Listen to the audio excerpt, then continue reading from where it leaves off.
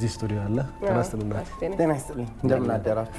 ጉዳዮች መስገን ነው። እንግዲህ ዛሬ የሳምንቱ የመጀመሪያ የስራ ቀን ነው፣ ሰኞ ነውና ከአርብ ጀምሮ ቅዳሜ፣ እሁድ ምን ነገሮች ነበሩ የሚለውን ነው የምንመለከተው። እንግዲህ የኢትዮጵያ ብሮድካስቲንግ ኮርፖሬሽን በሸጎሌ እያስገነባው በሚገኘው አዲሱ የሚዲያ ኮምፕሌክስ የተለያዩ የስፖርት ማዘውተሪያ ስፍራዎች እንዳሉት ይታወቃል። የእግር ኳስ ሜዳ አለው፣ ቴብል ቴኒስ፣ ግራውንድ ቴኒስ ማለት ነው።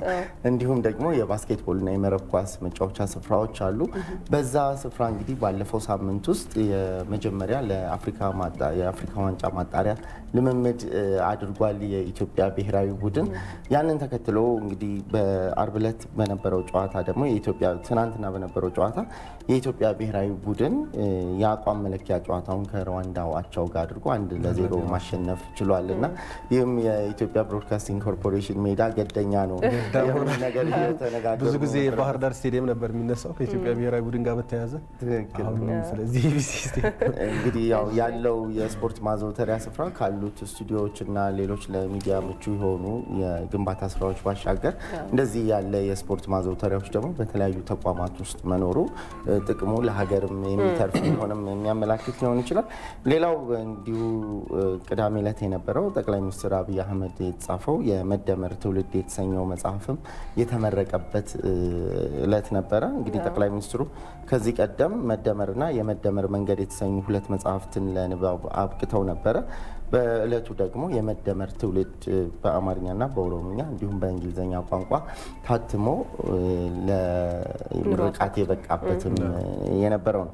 እንግዲህ የመጀመሪያው መረጃችን የሚሆነው ሰፋ አድርገን የምንመለከተው በዛሬው ዕለት ማለት ነው ኢትዮጵያዊ ኤርሚያስ አየለ በሮም እናንተም ስትያነሱት ነበረ ቅድምና በባዶ እግሩ ሮጦ አበበ ቢቂላ ከዛሬ 63 ዓመት በፊት የነበረውን ሮም አደባባይ ላይ የኢትዮጵያን ስም ያስጠራበትን ክብር ለመዘከር ችሏል።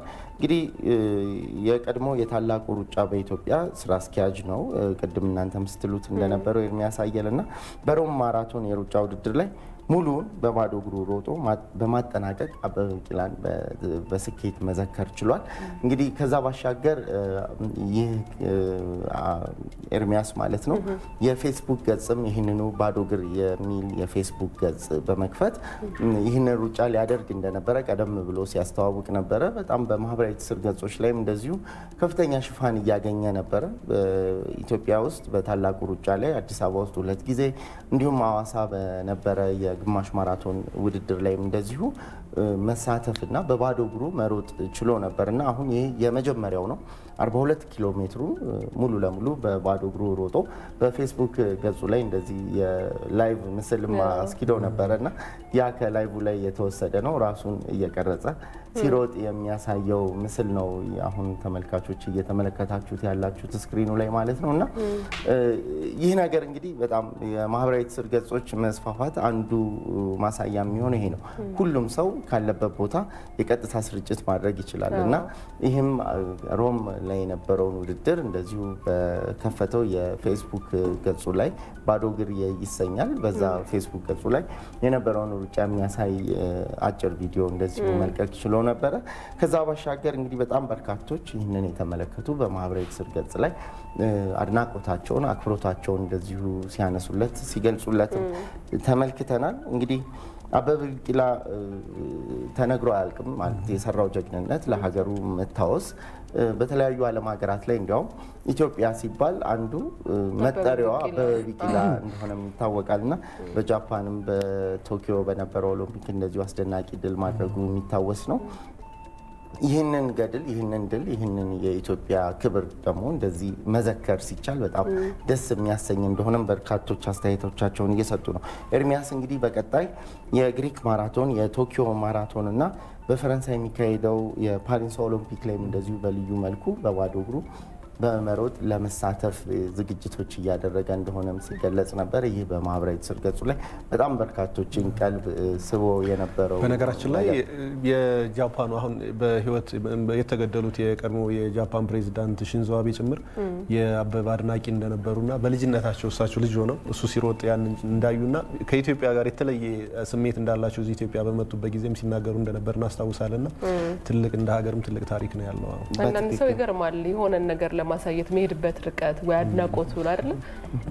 አሁን ይሄ ታሪክ ምናልባት ኤርሚያስ በቃ ከረጅም ጊዜ በኋላ አስቦበት የሆነ ነገር ነውና ደስ ይላል። እንደዚህ ደግሞ እውን ሆኖ ደግሞ በደንብ በተግባር ሲያሳይ ሌሎቻችንም ደግሞ ሀገርንም የራሳችንንም ስም ደግሞ በጥሩ ለማጻፍ መስራት እንዳለብን ያሳያል። በጣም በነገራችን ላይ በባዶ እግር መሮጥ ሲባል በጣም ከባድ ነገር ነው። በተለይ መጫሚያ ለለመደ የከተማ ሰው በባዶ እግር በጣም አጭር ርቀት እንኳን መጓዝ በጣም ከባድ ነው።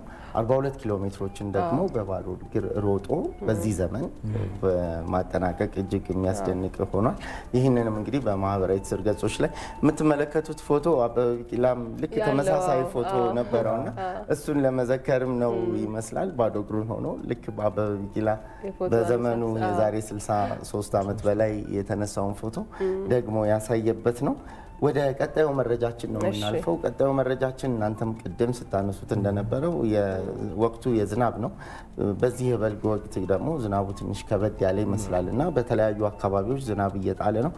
የአዲስ አበባ ከተማ እንግዲህ ዝናብ በዘነበ ቁጥር በጎርፍ የሰው ልጆች ሕይወት እየጠፋ ከዚህ ቀደምም ላለፉት 2-3 ዓመታት እየሰማን ነበረ።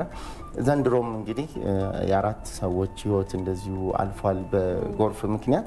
ቅዳሜ መጋቢት 9 ቀን ምሽት ላይ የጣለው ከበድ ያለ ዝናብ ወደ 12 ሰዓት ገደማ በንፋስ ስልክ ላፍቶ ክፍለ ከተማ የአንድ ቤተሰብ አባላት የሆኑ 4 ግለሰቦችን ሕይወት መቅጠፉ ነው የተገለጸው። እንግዲህ ይህንንም አደጋ ከተከሰተ በኋላ ለአስከሬን ፍለጋም የአደጋ ስጋት የእሳትና አደጋ ስጋት ኮሚሽን ሰራተኞች፣ ዋናተኞች ተሰማርተው ሙሉ ቀን ጥረት ሲያደርጉ ነበረ።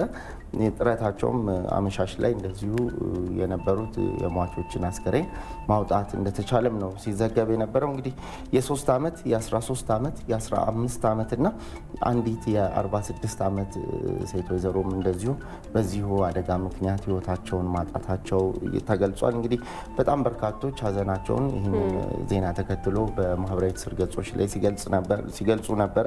እንግዲህ የከተማ አስተዳደሩ ነዋሪዎችም ራሳቸውን የግል ጥንቃቄ ማድረግ ይኖርባቸዋል።